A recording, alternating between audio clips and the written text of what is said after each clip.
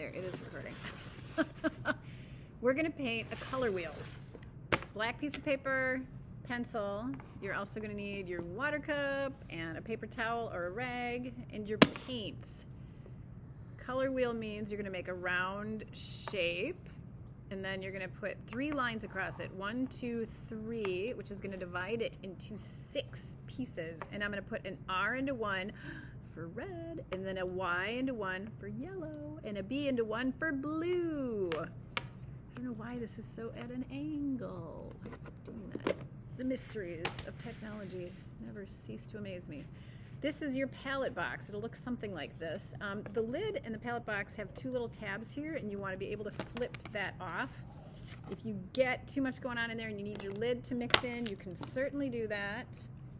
We are going to use bright brushes, which means they're kind of squarish. I love it. You can keep them nice and tight so they can do a fine line or they can do a nice broad stroke.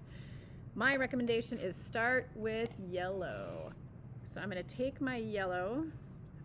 When you are using your paint, you're not going to scoop up big piles of it and make another big pile. You're using a small amount and you're sweeping it on.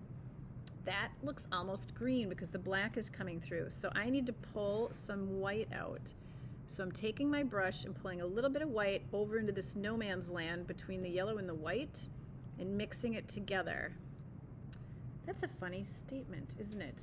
We're going to call it the area between the yellow and the white. And there, so now I've got a good yellow. And then I'm going to bounce my brush up and down in my water cup to clean it off, wipe it against the edge, wipe it and squeeze it clean, and I'm going to move on to my red. Now, the cool thing about our red is it's actually a magenta, which means it's a little bit more purple. I'm going to put a little bit of that in there. So if I put that in there without any white, it looks really dark and it's hard to see it. The thing is, if I put just white into my magenta, what do you think is going to happen? It's going to go pinkish. It's still a great color. I love it because you can mix so many different colors. But the truth is, we need to pull a little bit of yellow into that magenta to make it go red. Isn't that wacky? Do you like how I'm making things difficult for you already? So do your best approximation of a red.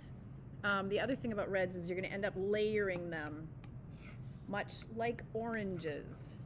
Our reds and our yellows are going to be a little bit layered. So there's my red. Then I'm going to come around here to my blues. We're using 2 blues because I like to make life even more difficult. This blue is our red blue, so we can make purples with it and grays. And again, I'm going to pull a little bit of white out, and then I'm going to pull a little bit of the blue out. And they meet in the middle, and there's my blue. So I can make it a heavier, thicker blue by putting more of the blue in, and it could be lighter by mixing more white in. And I will put that blue here. Ooh, I think I have a lot of water in it, so it's making it really misty. And I'm going to mix the other blue over here so that you can see a little bit of the difference between them.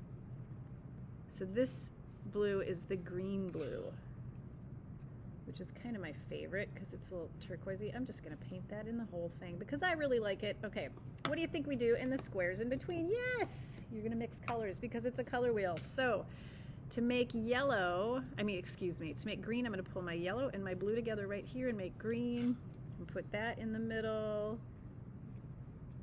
And then I'm going to make orange between the red and the yellow. And again, I'm feathering, so I'm making my color in between the 2. I'm not scooping big piles out, I'm just pulling a little bit out. I will probably need a little bit of white in there too. I almost put my orange in where my purple goes. Did you notice that? So there's my orange. There we go. And then I need to make purple. And then the last thing I want you to do is I want you, after you've made purple, to attempt to make some grays. Oh, I love purple. Purple's such a great color. So how would you make a gray? Gray is made, we don't have a black because the black is the color of our paper. So anywhere you see black, you're going to leave it black. Gray is where you mix the colors in the middle of the wheel. So if I want to make a nice gray, I might take actually my orange right here and mix it with a little bit of this purple and then pull some white in. Does that look like gray? No, of course not. It looks brown. So I'm going to pull a little bit more blue in, and there's a little bit more of a gray. And I'll try that out on my paper. So I would like you to mix a color wheel and a gray. All right, and then you always put your lid on your box to stop. All right.